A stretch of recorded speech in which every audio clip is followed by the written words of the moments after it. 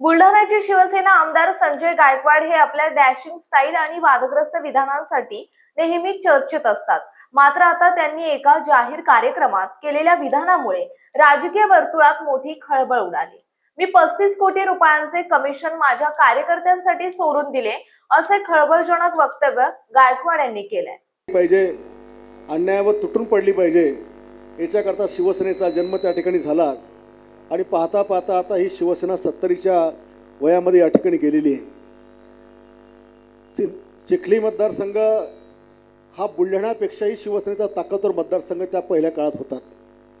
पहिल्या दंगलीमध्ये आपले 2 शिवसैनिक पोलिसांच्या गोळीबारात ठार झाले होते। मला वाटते त्यापैकी खेडेकर आणि दुसरा त्याचा आठवत नाही मला, पण प्रचंड मोठी संघटना ही चिखलीची स्ट्रॉंग त्या काळात होती। पण दुर्दैवाने पुढे मतदारसंघ बीजेपीकडे गेला, रेखाताई आमदार झाल्यात आणि मग आपल्या कार्यकर्त्यांना वाटलं की आता इथं आपला मोठं करून काही फायदा नाही आणि हळूहळू पक्ष बीजेपी सोबत त्या ठिकाणी गेला।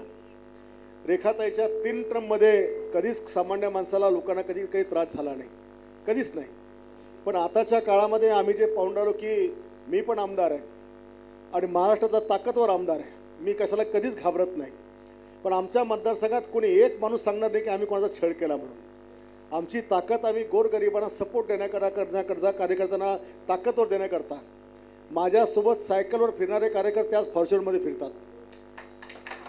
एवढी जवळपास 35 कोटी रुपयाचं माझं कमिशन मी कार्यकर्त्यांना सोडून दिलं की तुम्ही स्ट्रॉंग आहात, तुम्ही स्ट्रॉंग झाले तर मी स्ट्रॉंग त्या ठिकाणी होईल। माझ्या मतदारसंघात जवळपास असे काही कार्यकर्ते, मी उदाहरण सांगेन की मी एका गावात गेलो, मूर्तीच्या